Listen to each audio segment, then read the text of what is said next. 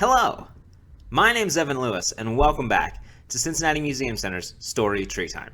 Now, this week is a bit of a special one, so I'm going to skip the story tree this week, and I am going to skip the breathing exercise. So, I hope you can make do without those. But this week is special because I have a special guest. So, without further ado, I give you Dean Regas from the Cincinnati Observatory.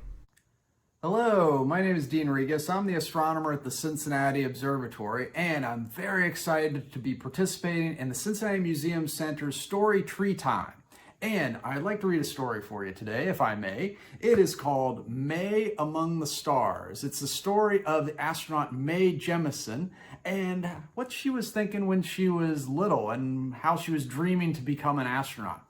Now, when I was little, I had dreams too. I wanted to play professional football. And that wasn't really going to work out too well because I'm kind of skinny.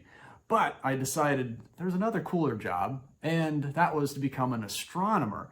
And so I study things in outer space. I study the stars and the planets and the moon and all sorts of things. But being an astronaut, wow, that would be a dream come true for me also. So I thought I'd share this one of my favorite stories about Mae Jemison, called Mae Among the Stars. It's written by Roda Ahmed and illustrated by Stasia Burrington. Well, let's dive on in. Mae Among the Stars. Little Mae was a dreamer. They say that daydreamers never succeed, but little Mae was different. There she is, daydreaming. One day, Mae was working on an assignment for school and what she wanted to be when she grew up. "What will you tell them, Mae?" her mom asked. "I will tell them I want to see Earth."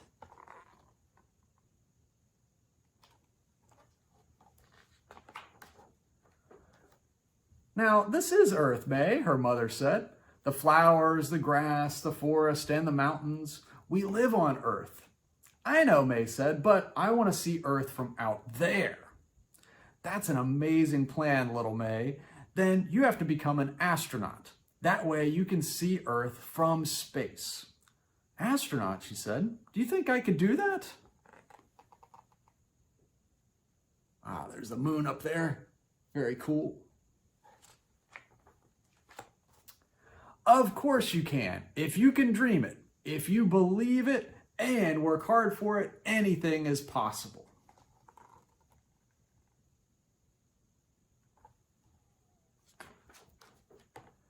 Mae asked her mom to take her to the library. She searched for books about space and astronauts.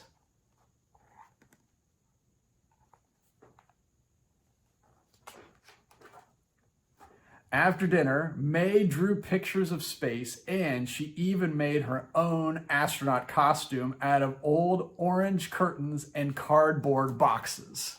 Oh my gosh, look at that space outfit. That looks pretty cool, doesn't it? And then you got this little spacecraft out of a box.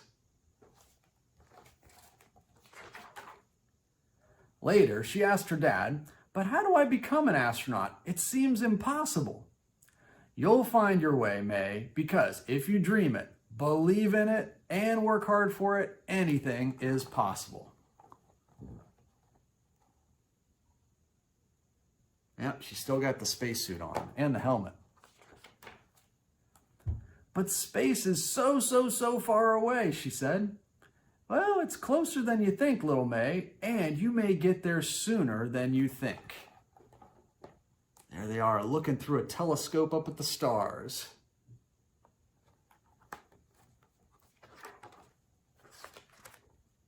That night, Mae had a happy dream.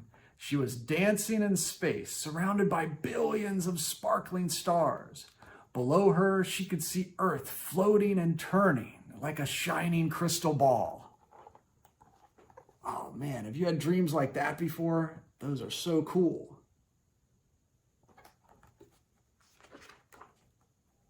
The next morning, Mae told her parents about her dream. Well, she wanted to tell everyone. And every time she talked about it, her eyes would light up. There she is talking to grandma, talking to her friend, talking to her cat. Look at that.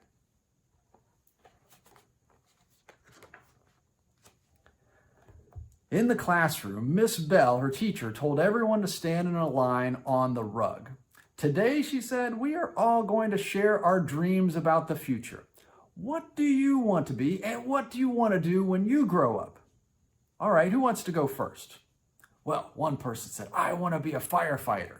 Another person said, I want to be a teacher. Another person said, I want to be a football player. Ooh, that's a good one.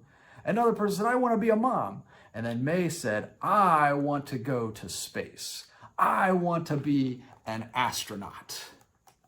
And there's all the kids lined up with Mae on the end, dreaming about being an astronaut. Well, all the kids started laughing at that.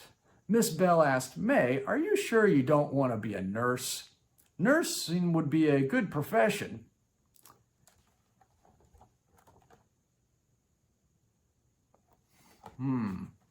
Well, I think I know where this might be going. Mae said, I don't want to be a nurse. I want to be an astronaut. And she just stuck to that. Look at her dreaming with her astronaut outfit on, dreaming of outer space. Well, on the drive home, Mae was very disappointed. She was quiet. She looked out the car window and her world turned blue and cold. Nothing was the way it used to be. She felt very discouraged. At home, Mae started crying. Miss Bell said, I can't become an astronaut. What a silly thing to say, said her mother.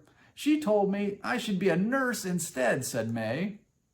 Her mom wiped away her tears. My dear Mae, I hope you didn't believe her. Of course I believed her. She's my teacher. I'm sorry Miss Bell didn't encourage you, but she can't stop you. No one can stop you.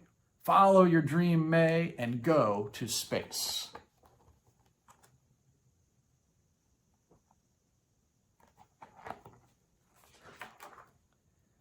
Thank you, Mom. I promise when I get to space, I will wave to you and Dad from the spaceship.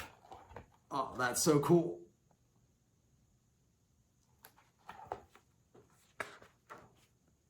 Her mom took her hand and they started dancing. You must always repeat to yourself, if I can dream it, if I can believe in it, and if I work hard for it, anything is possible. All right. Oh, good. The cat's still there too. Mae went on dreaming, believing, and working really hard. And guess what? She went to space and waved to her mom and dad back on Earth. And there she is, Mae Jemison, one of the coolest astronauts ever, flying up into space. And so I really like this story a lot because, you know, there's some things you can dream of. There's nothing that's too big to dream of and work towards. And some people might say that's a pretty silly job, but I think it's the coolest job out there. And thinking about it and dreaming about it, maybe you can do it too. So the other thing you do is look out at the stars at night. We have so many cool things to look at. We even have planets that you could see and the moon and all sorts of stuff you could see this fall. And so hopefully you get to do some stargazing. Now I have my philosophy, which is to say, keep looking up, because it's always good to look up there and see what's going on in the sky up above.